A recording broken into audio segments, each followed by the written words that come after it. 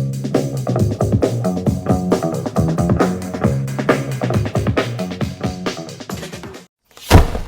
guys, good morning, happy Monday. As happy as it can be, I think.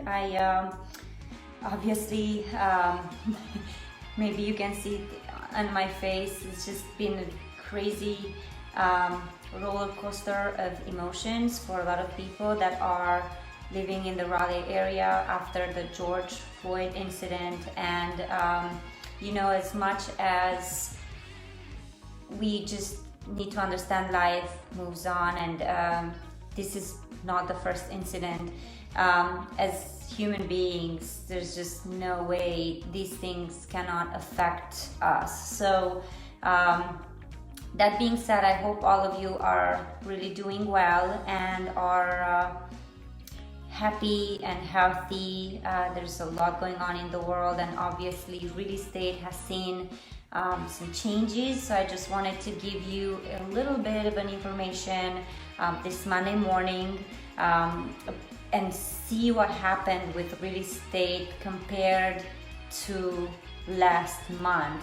We as realtors really do see the impact of COVID for the month of April, and this particular video is going to be a little bit dry because I am really going to touch on the numbers, and I have everything here for the Greater Triangle area. So I'm going to give you some stats compared to last month, right? So April versus May, and then I'm going to go a little bit on general what has happened in the US with the existing homes, the sales, the numbers there as well.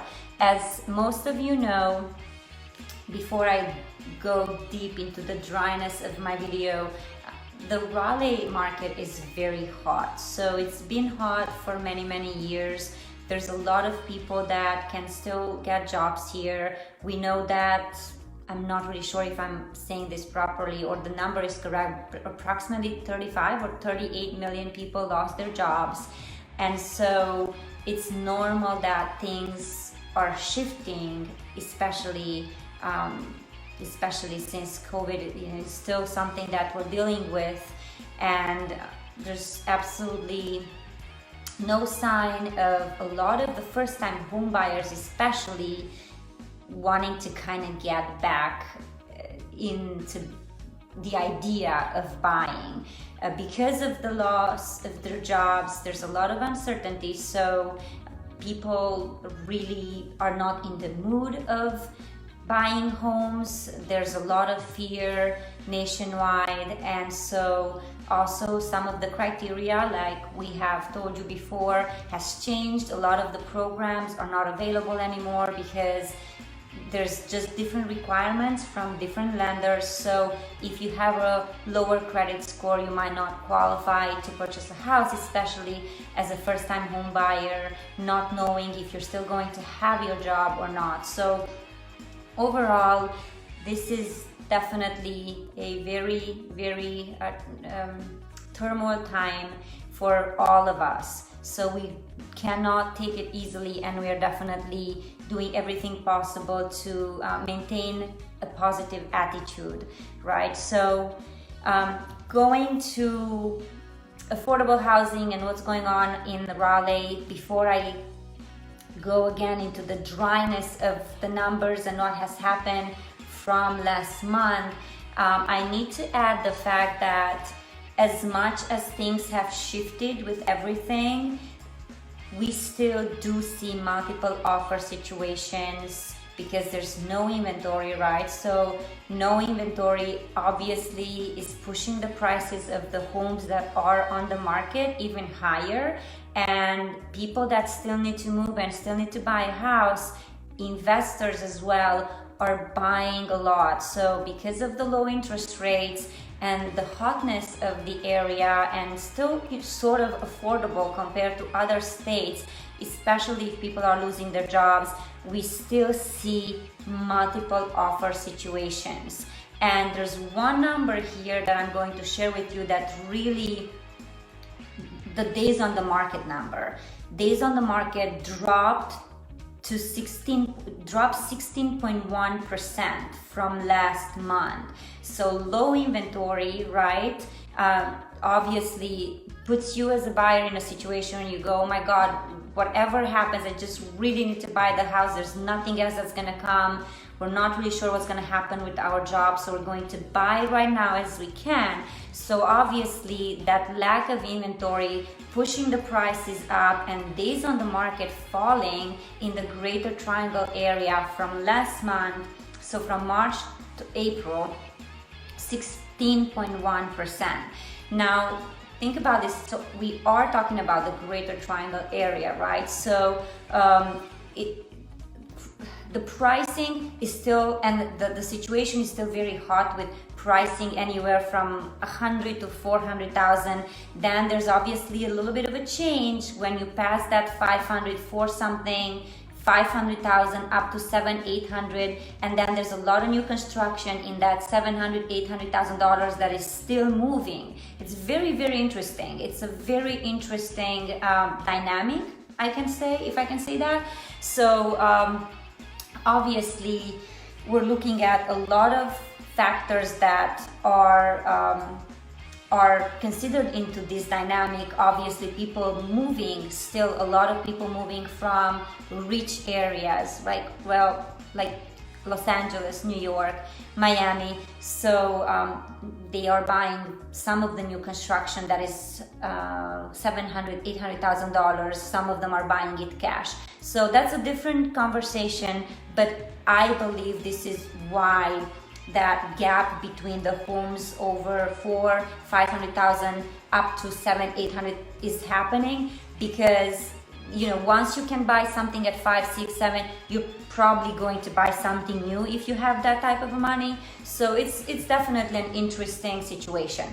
So hopefully the people that can actually be here present with me are already there, because this is where the fun stuff happens. So for the Greater Triangle area for the month of April, this is how numbers look like, and I will put this into the description of my video at the end, and I'll also upload this on YouTube. So if you guys need to check again, feel free to do that. Feel free to subscribe. I will be coming every month with updates, so you guys can actually have something to look at from a number perspective.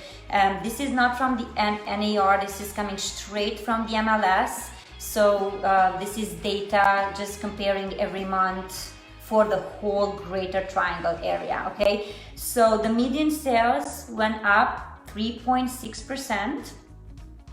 As I said, the days on the market went down 16.1%.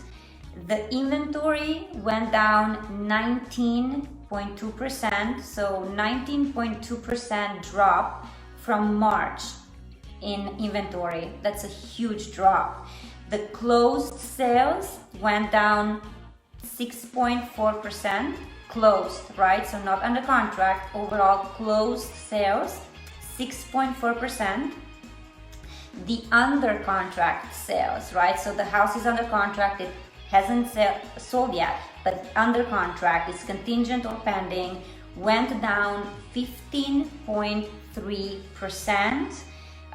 New listings, obviously people are afraid of, they just decided not to list anymore, things shifted in their life, 23.6% down.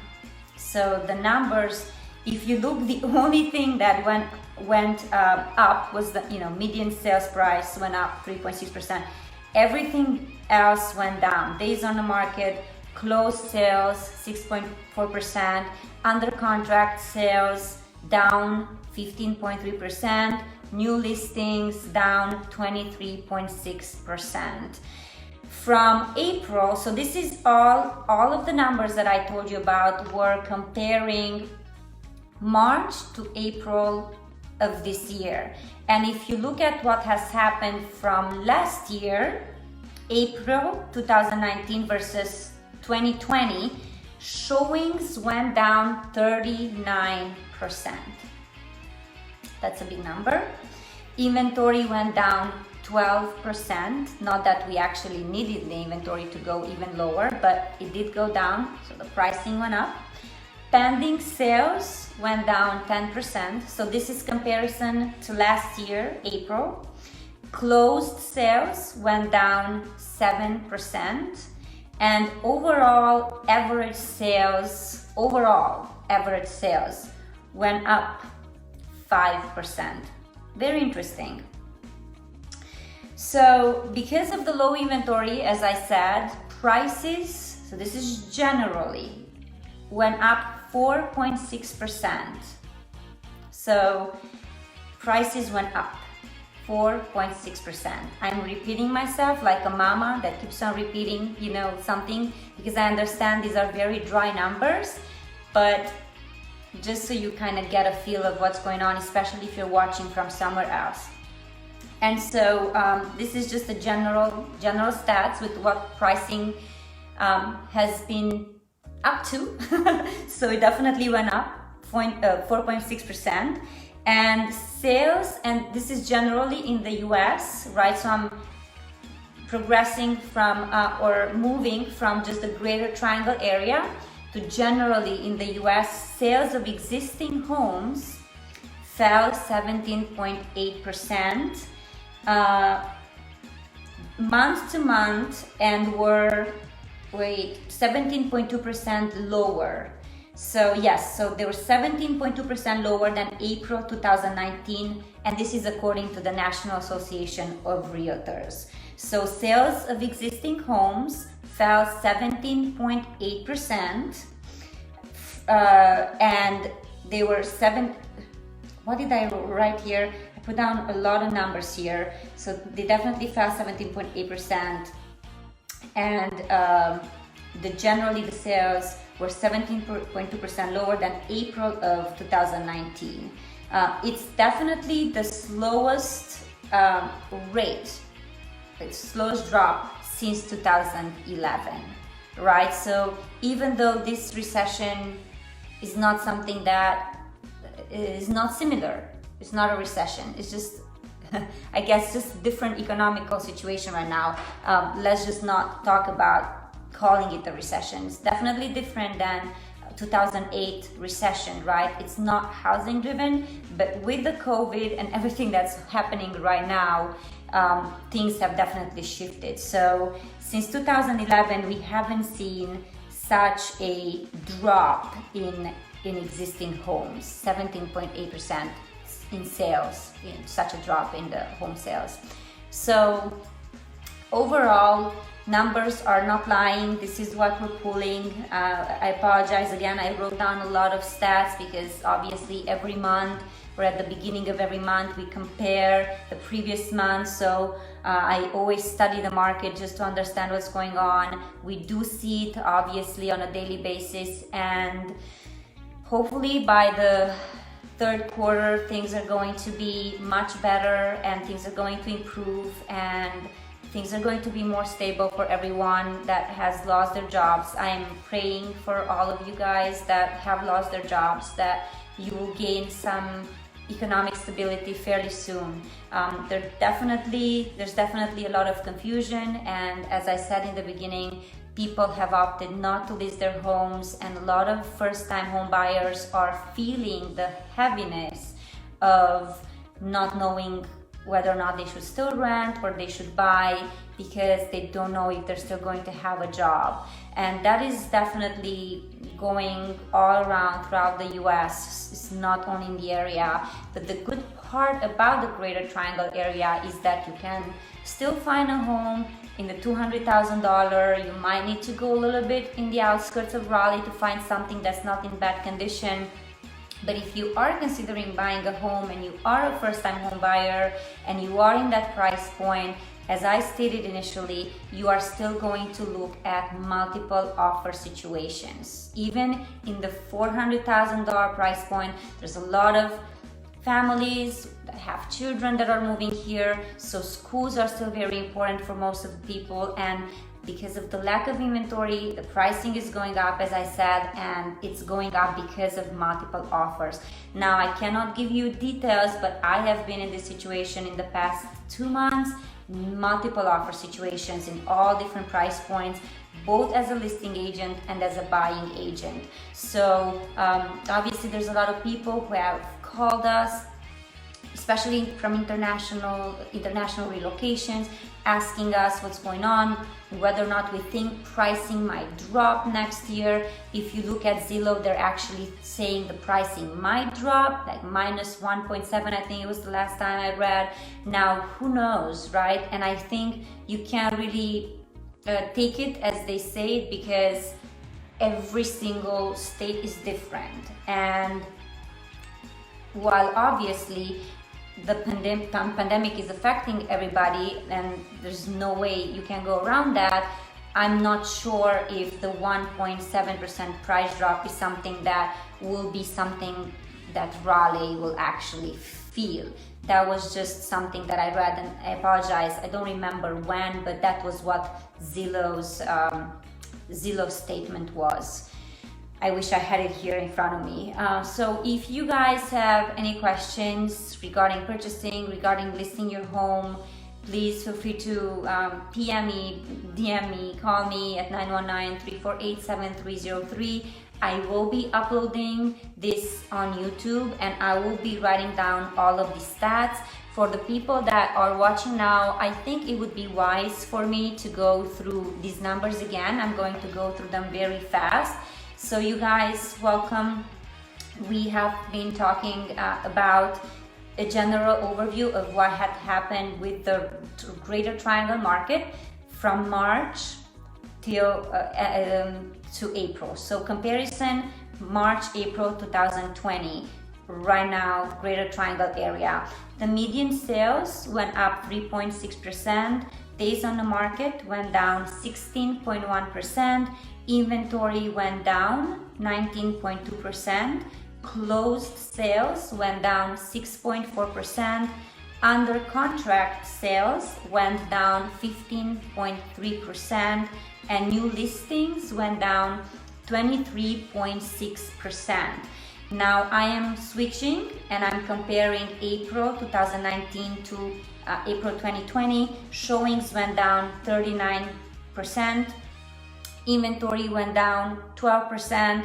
Listings went down 25%. Pending sales went down 10%. Closed sales were down 7%. Overall average sales went up 5% compared to last year. Generally, nationwide pricing went up 4.6% due to low inventory, and sales of existing homes fell 17.8%, which is pretty much lower than or something similar to 2011. So the stats are here. Just wanted to go through them again for all of you that have just joined. Happy week to all of you. Be safe, be healthy, be happy, keep positive, and kisses to all of you. Thank you so much for following me and watching all of my real estate data. As you can see, I am really passionate, and I really love providing value to all of you. Have a beautiful rest of the week. Take care. Bye-bye.